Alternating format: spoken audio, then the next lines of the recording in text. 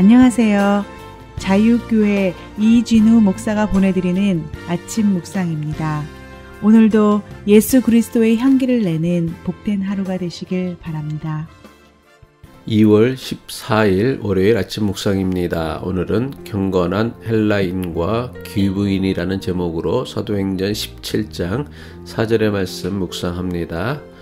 그 중에 어떤 사람 곧 경건한 헬라인의 큰 무리와 적지 않은 귀부인도 고난을 받고 바울과 실라를 따르나. 말씀 묵상을 통해 주님과 동행하시는 한 주간 되시길 바라며 월요일 아침 묵상 시작합니다. 바울은 누가를 빌립보에 남겨두고 실라와 디모데와 함께 암비볼리와 아볼로니아를 거쳐 데살로니가에 왔습니다. 마게도냐의 행정 수도였던 데살로니가에는 빌립보와는 달리 적지 않은 유대인들이 살고 있었습니다.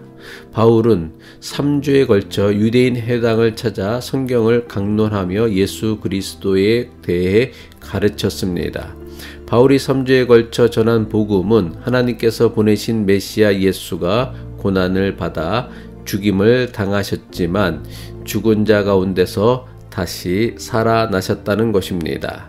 그런데 유대인 회당에서 3주에 걸친 바울의 설교를 듣고 예수 그리스도의 복음을 믿게 된 사람들은 유대인들이 아니었습니다. 놀랍게도 바울의 설교를 듣고 예수 그리스도의 복음을 믿게 된 사람들은 데살로니가에 사는 경건한 헬라인 무리와 귀부인들이었습니다. 사도행전 17장 4절은 이것을 이렇게 기록하고 있습니다. 그 중에 어떤 사람 곧 경건한 헬라인의 큰 무리와 적지 않은 귀부인도 고난을 받고 바울과 실라를 따르나.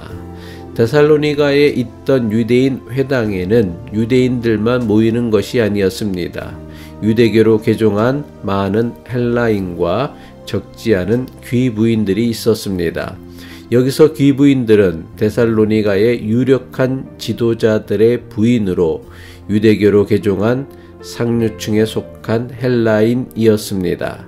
이들이 바울과 실라를 따랐다는 사도행전의 말씀은 바울의 설교를 듣고 예수를 그리스도라 믿게 되었다는 의미입니다. 당시 데살로니가는 로마 제국의 식민지였던 마게도냐의 행정 수도였습니다. 마게도냐의 행정 수도였던 데살로니가에는 로마 황제가 파송한 로마 총독이 거주했으며 마게도냐의 중요 관리들이 모여 살았습니다. 하지만 풍요롭고 거대한 도시 데살로니가를 찾아온 바울 일행의 행색은 그야말로 초라하고 남루하기 짝이 없었습니다. 더욱이 바울과 실라는 맨몸으로 심한 매질을 당한 상처가 채 낫지도 않은 상태에서 빌립보에서 100마일이나 떨어진 데살로니가까지 왔으니 그들의 몸은 상처투성이었을 것입니다. 성치도 않은 몸에 초라하고 볼품없는 행색을 한 바울이 부유한 데살로니가 사람들에게 전한 예수 그리스도의 복음이 무엇이었습니까?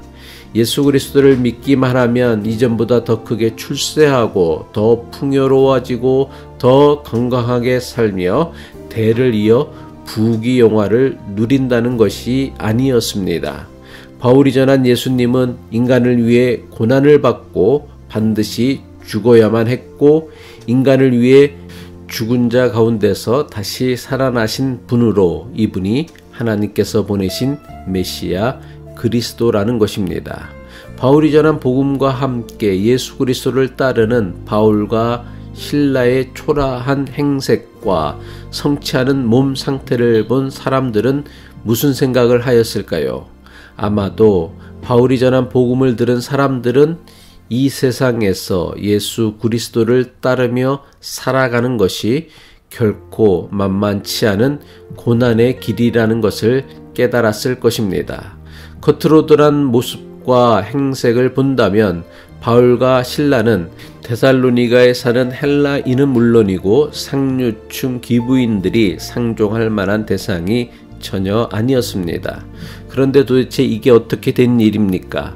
누구보다 성경을 잘 알고 하나님을 잘 믿는다고 하는 유대인들은 바울이 전하는 복음을 듣고도 믿으려고 하지 않았습니다. 하지만 바울이 전한 복음을 도무지 믿지 않을 것 같았던 많은 헬라인과 상류층 기부인들이 오히려 복음을 믿었으며 바울과 실라를 따랐습니다. 어떻게 해서 이런 일이 일어나게 된 것입니까? 유대인들은 자신들이 누구보다 성경을 잘 알고 있고 자신들만이 하나님을 가장 잘 알고 있다고 생각했습니다. 그래서 하나님을 모든 민족, 모든 나라, 모든 사람을 위한 하나님이 아닌 오직 유대인들만을 위한 하나님으로 제한하려고 했습니다. 하나님을, 그리고 하나님께서 보내신다고 약속하신 메시아를 오직 자신들만을 위한 그리스도라고 믿었기에 온 인류의 구원을 위해 십자가 고난을 받으신 예수님을 그리스도라 믿을 수 없었던 것입니다. 하지만 헬라인과 기부인들은 바울이 전한 고난받고 죽음에서 부활하신 예수 그리스도의 복음은 이제까지 그들이 단 한 번도 듣지 못했던 충격적인 말씀이었습니다. 또한 고난의 길을 가신 예수 그리스도를 전하기 위해 고난의 길을 마다하지 않는 바울 일행의 모습에서 이들이 전하는 복음의 진정성을 깨닫게 된 것입니다. 아무리 똑같은 말도 누가 하느냐에 따라 그 말의 힘과 능력이 달라집니다. 평생 자기만을 위해 산 사람이 아무리 예수 그리스도의 사랑에 대해 말한다고 해도 여기에는 아무런 힘도 능력도 나타나지 않습니다. 하지만 이웃을 긍휼하게 여기며 사랑하는 사람이 예수 그리스도의 사랑에 대해 말할 때에 비로소 말씀의 능력이 나타나는 것입니다. 바울과 실라를 따랐다는 사도행전의 표현은 복음을 믿게 된 데살로니가의 많은 헬라인과 기부인들이 바울과 실라의 삶에 합류하였다는 것을 강조하기 위한 표현입니다. 다시 말해 예수 그리스도를 믿기 위해 이 세상에서 받아야 할 고난이 있다면 자신들도 기꺼이 바울과 실라처럼 고난을 받겠다는 신앙 고백입니다. 세상에는 돈이 많거나 권세가 있어야 귀인 또는 귀부인으로 불립니다.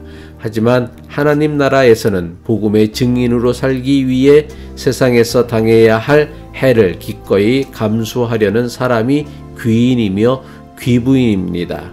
바울이 전하는 복음과 그 복음을 전하는 바울 일행의 행색을 보고서도 그들의 삶을 따르려고 했던 데살로니가의 헬라인과 기부인들이야말로 하나님께서 인정하시는 진정한 귀인이며 귀부인입니다. 그리스도인이 된다는 것은 자기 중심적으로 살던 사람이 주님의 가르침을 따라 이웃을 내 몸같이 사랑하는 사람으로 변화되는 것입니다.